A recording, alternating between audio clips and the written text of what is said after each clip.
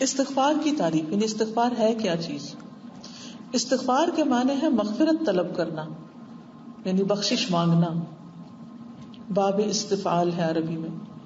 اور مغفرت گناہ کے شر سے بچنے کو کہتے ہیں. مغفرت کیا؟ گناہ کے برے نقصان سے بچنا. تو جب ہم کہتے ہیں کہ اللہ ہمیں بخش دے، اس کا مطلب یہ ہے کہ جو ہم نے غلطیاں کی ہیں وہ اس کا وبال ہم پہ نہ آئے. اور مغفرت پردہ پوشی سے اوپر ایک زائد چیز ہے، اس لیے کہ مغفرت کا معنی ہے گناہ کے شر سے بچا جائے، اس طرح کہ بندے کو اس پر سزا نہ ملے. اللہ ہم نے گناہ تو کیے ہیں پر ان کی سزا سے ہمیں بچا دے. من سیئات اعمالنا، اس لیے جس کے گناہ کو بخش دیا گیا اس پر اسے سزا نہیں دی جائے گی. جس کی بخشش ہو گئی اس کو سزا نہیں ملے گی، لیکن صرف پردہ پوشی پر اس کو باطن میں سزا ملے گی. یعنی اگر صرف اللہ نے گناہ ڈھانپ دیا ہے تو پھر چھپی ہوئی سزا کوئی ہو سکتی ہے، مکمل بخشش نہیں. اور جس شخص کو کسی باطنی یا ظاہری گناہ پر سزا دی گئی تو اس کو بخشا نہیں گیا. اور گناہوں سے مغفرت اس وقت ہوتی ہے کہ جب اس کے گناہ کی وجہ سے اس کے مستحق کو سزا نہ دی جائے. مسلمان اور اس کے رب کے درمیان استغفار کی اہمیت. اسلام میں استغفار کی بڑی اہمیت ہے، اور یقیناً قرآن کریم میں بہت ساری آیتیں موجود ہیں جو مغفرت اور استغفار کے بارے میں بتاتی ہیں. کچھ آیتیں اس بارے میں حکم دیتی ہیں، کچھ اس کے طلب کے بارے میں ہیں، اور کچھ اس کی تعریف کے بارے میں ہیں. تحقیق یہ ہے کہ اللہ تعالیٰ نے اپنے نبی محمد صلی اللہ علیہ وسلم کو حکم دیا اور فرمایا وَاسْتَغْفِرِ اللَّهَ إِنَّ اللَّهَ كَانَ غَفُورًا رَحِيمًا، اور اللہ تعالیٰ سے بخشش مانگو، بے شک اللہ تعالیٰ بخشش کرنے والا، مہربانی کرنے والا ہے. اللہ تعالیٰ نے مومنوں کو اس کے بارے میں حکم دیا اور فرمایا وَاسْتَغْفِرُ اللَّهَ إِنَّ اللَّهَ غَفُورٌ رَحِيمٌ، اور اللہ سے بخشش طلب کرتے رہو، یقیناً اللہ تعالیٰ بخشنے والا مہربان ہے. ان کے علاوہ بھی بے شمار دوسری آیات اور احادیث ہیں جو استغفار کی اہمیت کو واضح کرتی ہیں اور اللہ کے ہاں اس کے ثواب اور بندے کی ضرورت کو بیان کرتی ہیں. رسول اللہ صلی اللہ علیہ وسلم کا فرمان ہے انہ لیغان علی قلبی وانی لاستغفر اللہ فی اليوم 100 مرہ، بے شک میرے دل پر پردہ سا آ جاتا ہے اور میں اللہ سے دن میں 100 مرتبہ بخشش مانگتا ہوں. اگر اللہ کے رسول صلی اللہ علیہ وسلم دن میں 100 مرتبہ بخشش مانگتے تھے تو ہمیں کتنی بار مانگنی چاہیے؟ 100 یا اس سے زیادہ بار، کیونکہ ہم گناہگار ہیں. اور اللہ کے رسول صلی اللہ علیہ وسلم کا فرمان ہے اللہ کی قسم جس کے ہاتھ میں میری جان ہے، اگر تم لوگ گناہ نہ کرو تو اللہ تعالیٰ تم لوگوں کو ختم کر کے کسی دوسری قوم کو لائے گا اور وہ لوگ گناہ کر کے اللہ سے استغفار کریں گے اور اللہ ان کی مغفرت کرے گا. یعنی اللہ تعالیٰ نے ہمیں فرشتہ نہیں بنایا کہ جو گناہ کر ہی نہیں سکتے، اور نہ ہمیں شیطان بنایا ہے کہ جو نیکی نہیں کرتا، گناہ ہی کرتا چلا جاتا. اللہ نے ہمیں انسان بنایا ہے اور ہمیں چوائس دی ہے، چاہے تو نیکی کرے چاہے تو برائی کرے. اور اگر ہم یہ سمجھیں کہ ہم فرشتے بن جائیں اور ہم سے کوئی غلطی نہ ہو تو یہ نہیں ہو سکتا. اللہ تعالیٰ کو یہ پسند ہے کہ انسان غلطی کرنے کے بعد واپس پلٹے. اللہ تعالیٰ اس سے محبت کرتا ہے اور اللہ تعالیٰ اس پر بندے کی قدر کرتا ہے. یعنی کتنا مہربان ہے ہمارا رب، جسے پتا ہے کہ میرا بندہ کمزور ہے، یہ پھسلے گا. یہ بالکل ایسے ہی کہ ماں اپنے بچے کو پیار کرتی ہے، لیکن بچہ جب گرتا ہے تو اس کے بعد اٹھا کے کتنا زیادہ پیار کرتی ہے، پہلے سے زیادہ پیار کرتی ہے. تو بندہ بھی گناہ کی وجہ سے پھسل جاتا ہے، گر جاتا ہے، چوٹ کھاتا ہے اور پھر اللہ کی طرف رجوع کرتا ہے تو اللہ تعالیٰ اس سے پہلے سے بھی زیادہ اپنا محبوب بنا لیتا ہے. استغفار کے ثمرات، استغفار کے بہت سے فائدے ہیں، ان میں سے چند ایک درج ذیل ہیں. نمبر 1، گناہوں کی بخشش، پر جس نے اپنے گناہ کا اعتراف کر لیا اس کو معاف کر دیا گیا. نمبر 2، اللہ کی رضا اور اس کی محبت. بس استغفار ان اہم امور میں سے ہے جن کے ذریعے سے بندہ اللہ سبحانہ وتعالیٰ کی خوشنودی اور محبت کو پا لیتا ہے. اللہ عز و جل کی رحمت، اللہ تعالیٰ نے فرمایا لولا تستغفرون اللہ لعلکم ترحمون، تم اللہ سے استغفار کیوں نہیں کرتے تاکہ تم پر رحم کیا جائے. یعنی اگر کوئی شخص یہ چاہتا ہے کہ اللہ تعالیٰ اس پہ رحمت فرمائے تو اللہ کی رحمت پانے کے لیے استغفار کرنی چاہیے. مثلاً اگر آپ کسی بھی مشکل میں ہیں، کسی مسئلے میں اٹکے ہوئے ہیں اور آپ چاہتے ہیں کہ اللہ تعالیٰ اپنی خاص رحمت سے اس مسئلے سے آپ کو نکال لے، تو اس کا حل کیا ہے کہ انسان استغفار شروع کر دے. کیونکہ یہاں دیکھیے سورۃ النمل کی آیت کیا بتاتی ہے، پیج 22 میں، لولا تستغفرون اللہ لعلکم ترحمون. استغفار کیوں نہیں کرتے تاکہ تم پہ رحم ہو جائے؟ رحمت چاہتے ہو، استغفار کرو. عذاب کا ٹل جانا، یعنی دیکھیے کہ جو ہم حالات دیکھ کے پریشان ہوتے ہیں اور یوں لگتا ہے جیسے وہ بادل آئے اور برسے ہم پر، تو اس کا علاج بھی کیا ہے کہ انسان استغفار کر لے.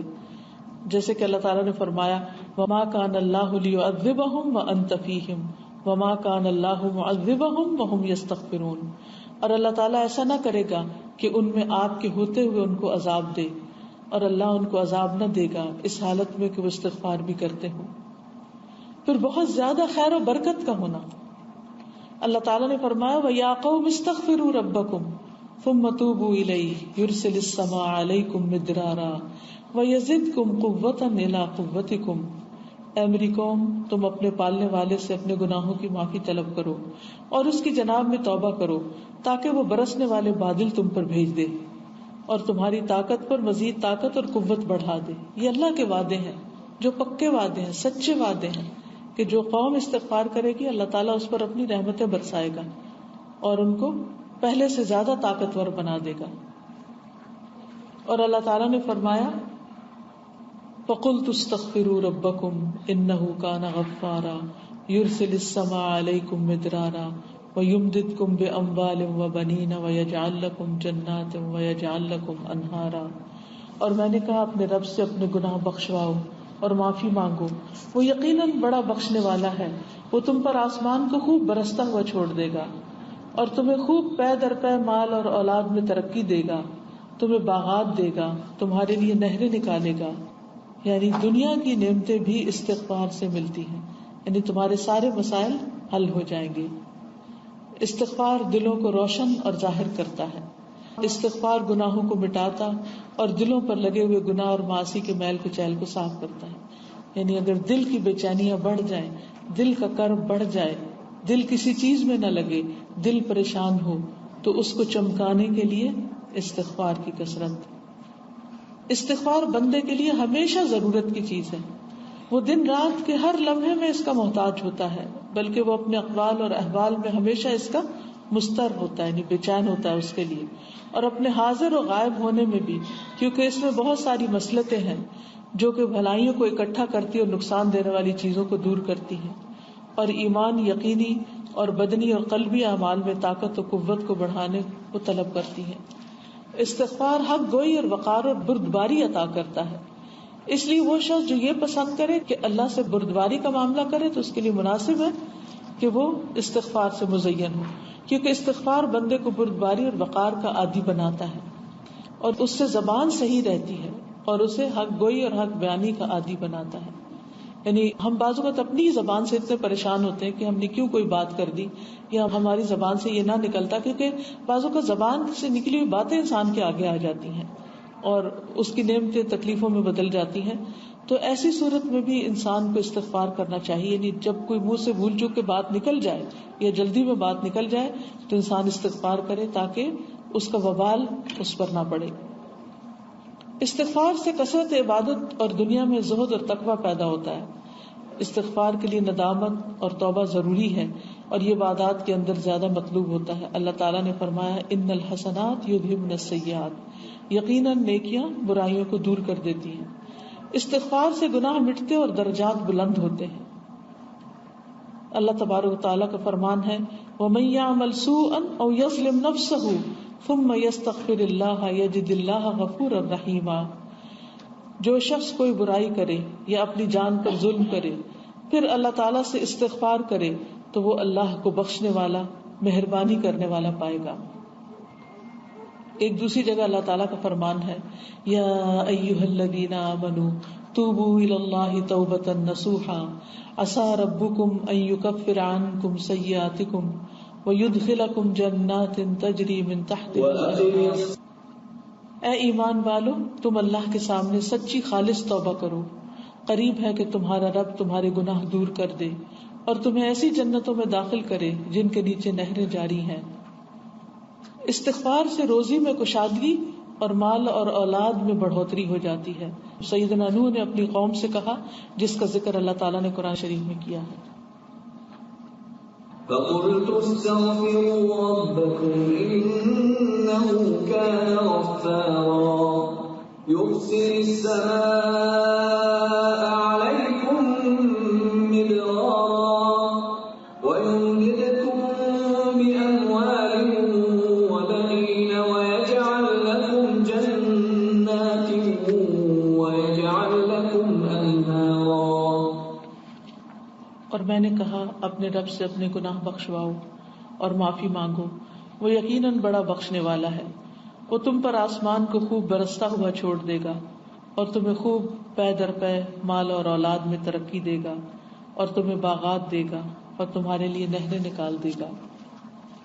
اور اللہ تعالیٰ کا فرمان ہے اور یہ کہ تم اپنے گناہ اپنے رب سے معاف کرواؤ، پھر اس کی طرف متوجہ رہو، وہ تم کو وقت مقرر تک اچھا سامان زندگی دے گا. وقت مقرر سے مراد موت تک، اور ہر زیادہ عمل کرنے والے کو زیادہ ثواب دے گا. اور تم لوگ اعراض کرتے رہے، یعنی منہ موڑ لیا، استغفار نہ کی، تو مجھے تمہارے لیے ایک بڑے دن کے عذاب کا اندیشہ ہے کہ تمہیں پھر اللہ کی پکڑ آ لے گی. استغفار بدن میں طاقت اور قوت پیدا کرنے کا سبب ہے، یعنی جسمانی قوت لوگو تم اپنے پالنے والے سے اپنے گناہوں کی معافی طلب کرو اور اس کی جناب میں توبہ کرو تاکہ وہ برسنے والے بادل تم پر بھیج دے اور تمہاری اور طاقت اور قوت بڑھا دے اور تم جرم کرتے ہوئے روگردانی نہ کرو. استغفار بلاؤں اور مصیبتوں کو دور کرنے کا سبب ہے، اس لیے کہ اکثر مصیبتیں گناہوں کے سبب سے ہوتی ہیں. وما اصابکم من مصیبت فبما کسبت ایدیکم ویعفو عن کثیر. اور تمہیں جو کچھ مصیبتیں پہنچتی ہیں وہ تمہارے اپنے ہاتھوں کے کرتوت کا بدلہ ہے اور وہ بہت سی باتوں سے درگزر فرما دیتا ہے. اور اللہ تعالیٰ کا فرمان ہے وَبَلَوْنَاهُمْ بِالْحَسَنَاتِ وَالسَّيِّئَاتِ لَعَلَّهُمْ يَرْجِعُونَ. اور ہم ان کو خوشحالیوں اور بدحالیوں سے آزماتے رہے کہ شاید باز آ جائیں. اسی طرح اللہ تعالیٰ کا فرمان ہے فَأَنزَلْنَا عَلَى الَّذِينَ ظَلَمُوا رِجْزًا مِّنَ السَّمَاءِ بِمَا كَانُوا يَفْسُقُونَ. ہم نے بھی ان ظالموں پر ان کے فسق اور نافرمانی کی وجہ سے آسمانی عذاب نازل کیا، اس لیے کہ اکثر مصیبتیں گناہ کی وجہ سے آتی ہیں، لیکن جب بندہ ان گناہوں سے استغفار اور خالص توبہ کرتا ہے تو بإذن اللہ یہ مصیبتیں ٹل جاتی ہیں. اور اللہ تعالیٰ فرماتے ہیں ما يفعل اللہ بعذابکم ان شکرتم وآمنتم وکان اللہ شاکرا علیما. اللہ تعالیٰ تمہیں سزا دے کر کیا کرے گا اگر تم شکر گزاری کرتے رہو اور با ایمان رہو. اللہ تعالیٰ بہت قدر کرنے والا اور پورا علم رکھنے والا ہے. استغفار دل میں روشنی پیدا کرنے اور اس کو صاف ستھرا کرنے کا سبب ہے، اور گناہ اپنے پیچھے ایک بڑا اثر چھوڑتا ہے اور دل کو کالا کرتا ہے، جیسا کہ نبی صلی اللہ علیہ وسلم سے مروی ہے بے شک مومن جب کوئی گناہ کا کام کرتا ہے تو اس کے دل میں ایک کالا سا داغ لگ جاتا ہے، اور جب وہ توبہ اور استغفار کرتا ہے تو اس سے باز آ جاتا ہے، یعنی گناہ سے باز آ جاتا ہے تو اس کا دل صاف و شفاف ہو جاتا ہے. اور اگر وہ زیادہ گناہ کرتا ہے تو وہ داغ بڑھ جاتا ہے اور اس کے دل پر غالب آ جاتا ہے اور دل پر زنگ لگ جاتا ہے، جس کا ذکر اللہ تعالیٰ نے قرآن مجید میں کیا ہے. یوں نہیں بلکہ ان کے دلوں پر ان کے اعمال کی وجہ سے زنگ چڑھ گیا ہے. یعنی انسان کے اوپر جو مصائب آتے ہیں وہ دراصل اس کے اپنے ہاتھوں کی کمائی سے آتے ہیں. تو حل کیا ہے؟ استغفار. استغفار کرے گا انسان تو دل پہ لگا ہوا زنگ جو ہے وہ دور ہو جائے گا، رسٹی ہارٹس جو ہیں وہ پھر سے روشن ہو جائیں گے. استغفار بندے کو اللہ سبحانہ وتعالیٰ کی محبت کی طرف کھینچ لاتا ہے، اور اللہ کی محبت کے آگے دوسری نعمت سے بے نیاز کر دیتا ہے. اللہ تعالیٰ کا فرمان ہے ان اللہ یحب التوابین ویحب المتطہرین. بے شک اللہ تعالیٰ توبہ کرنے والوں اور پاک صاف رہنے والوں کو پسند کرتا ہے، ان سے محبت کرتا ہے، یعنی جسمانی صفائی بھی اور روحانی صفائی بھی. استغفار کے لیے شرطیں کیا ہیں؟ یعنی کیسے استغفار کرے؟ صرف استغفار کا کلمہ پڑھنا ہی کافی ہے یا پھر انسان کو کچھ اور بھی کرنا چاہیے؟ تو اس میں سب سے پہلے یہ کہ دل میں اخلاص کا ہونا ضروری ہے. کہ انسان اللہ کی خاطر توبہ کرے اور اس کا حاضر ہونا، اس لیے کہ اخلاص تمام طاعات کے قبول ہونے کی اساس ہے. اور دل کے لیے ضروری ہے کہ وہ عاجزی اور انکساری کے ساتھ اللہ کی طرف متوجہ ہو، یعنی بے دلی سے استغفار نہ کرے بلکہ پورے دل کے حضوری کے ساتھ، شوق اور ذوق کے ساتھ استغفار کرے. اور وہ کلمات جن کا زبان سے ورد کر رہا ہو اس کے لیے دل حاضر ہو، اور ضروری ہے کہ دل ان تمام جملوں کو یقین اور اقبال اور خشوع و خضوع کے ساتھ سمجھنے والا ہو. یعنی انسان اپنی زبان میں بھی استغفار کر سکتے. ایک تو ہے نا کہ استغفر اللہ ربی من کل ذنب واتوب الیہ، اللہم اغفر لی، یہ پنک کارڈ آپ سب کو دیا گیا ہے، اس میں بے شمار دعائیں ہیں استغفار کی، یہ بھی آپ پڑھ سکتے ہیں. لیکن اس کا طریقہ یہ ہے کہ ایک ایک استغفار کے بعد رک جائیں، ایک پڑھیں، سوچیں، رک جائیں، پھر اگلا پڑھیں، پھر رک جائیں، پھر پڑھیں، پھر رک جائیں کہ کیا پڑھا ہے میں نے. یعنی صرف الفاظ نہیں پڑھنے بلکہ اس کو سمجھ کے پڑھنا ہے. اور اچھا یہ ہے کہ اس کے ساتھ ساتھ اپنا کوئی گناہ یاد کر لیں کہ یا اللہ میں اس گناہ پہ معافی مانگ رہی ہوں، اس گناہ پہ معافی مانگ رہی ہوں. اور کچھ اس طرح پڑھے کہ اللہ مجھے یاد بھی نہیں کہ میں نے کون کون سے گناہ کیے، میرے علم میں بھی نہیں، مجھے احساس بھی نہیں، کیونکہ کتنی غلطیاں ایسی ہیں جو ہم کر رہے ہوتے ہیں پورے ٹھاٹ کے ساتھ کر رہے ہوتے ہیں اور ہمیں یہ پتہ ہی نہیں ہوتا ہم غلط کر رہے ہیں. تو ان گناہوں پر ہم کب معافی مانگیں گے؟ تو اس کے لیے ضروری ہے کہ جب ہم کوئی استغفار کا جملہ بولیں تو ساتھ دل میں یہ سوچ لیں کہ یا اللہ میری یہ ان گناہوں کی معافی ہے جو میں نے نادانی میں کیے ہیں، بے سوچے سمجھے کیے ہیں. دوسری بات، گناہوں کو دوبارہ نہ کرنے کا پختہ عزم کرنا کہ اللہ تعالیٰ آئندہ نہیں ہوگا، سوری اب نہیں، میں دوبارہ نہیں کروں گا. اور استغفار کرنے والے کے لیے ضروری ہے کہ ان تمام گناہوں سے مکمل طور پر باز آ جائے جن کا وہ ارتکاب کر رہا ہو. اللہ تعالیٰ کا فرمان ہے وَلَمْ يُصِرُّوا عَلَى مَا فَعَلُوا وَهُمْ يَعْلَمُونَ، اور وہ لوگ باوجود علم کے کسی برے کام پر اڑ نہیں جاتے. اور فضیل بن نیاز کہتے ہیں استغفار بلا اقلاع توبۃ الکذابین، بغیر گناہ سے باز آئے ہوئے استغفار جھوٹے لوگوں کی توبہ ہے. یعنی انسان اگر گناہ کرتا بھی چلا جا رہا، مثلا سود کھاتا چلا جا رہا اور کہہ رہا استغفر اللہ استغفر اللہ، تو یہ استغفار قابل قبول نہیں جب تک وہ سود چھوڑ نہیں دیتا، وہ حرام چھوڑ نہیں دیتا. استغفار دل کی تصدیق اور ثواب اور یقین کے ساتھ ہو، یعنی یہ بھی انسان سوچے کہ اس استغفار پر مجھے ثواب ملے گا، اور اطاعت اور نیکیوں کے کرنے کی طرف متوجہ ہو. اللہ تعالیٰ کا فرمان ہے الا من ظلم ثم بدل حسنا بعد سوء فانی غفور رحیم، لیکن جو لوگ ظلم کریں پھر اس کے عوض نیکی کریں، یعنی غلطی کے گناہ کے برابر اچھا کام کریں، اس برائی کے پیچھے میں تو میں بخشنے والا مہربان ہوں. پھر استغفار کے آداب کیا ہے؟ نمبر 1، پاکی حاصل کرنا. رسول اللہ صلی اللہ علیہ وسلم کے فرمان کی وجہ سے جو شخص گناہ کرے پھر اچھی طرح وضو کرے اور اللہ عز و جل سے اپنے گناہ کی بخشش چاہے تو اللہ تعالیٰ اسے بخش دے گا. کچھ گناہ ایسے ہوتے ہیں نا جو ہانٹ کرتے رہتے، انسان کو گلٹ میں مبتلا کرتے رہتے، بار بار ستاتے رہتے ہیں. تو اس وقت جب وہ ستا رہا ہو گناہ تو اٹھے، وضو کرے اور نفل پڑھے اور اللہ سے بخشش مانگے، تو اور اس کے بعد مطمئن ہو جائے کہ انشاءاللہ اللہ نے گناہ معاف کر دیا. کیونکہ شیطان جو ہے وہ ہمیں اللہ تعالیٰ کی رحمت سے مایوس کرتا ہے، وہ کہتا ہے تمہاری تو معافی ہونی نہیں، اس لیے تم تو ہو ہی گناہگار، اور جب ہو ہی گناہگار تو 4 گناہ اور کر لو، اس لیے کہ جانا تو تم نے جہنم میں ہی ہے، تو دنیا میں تو مزے کر لو. تو اس طرح انسان کو دھوکہ دے کے وہ اور گناہ اس سے کرواتا ہے.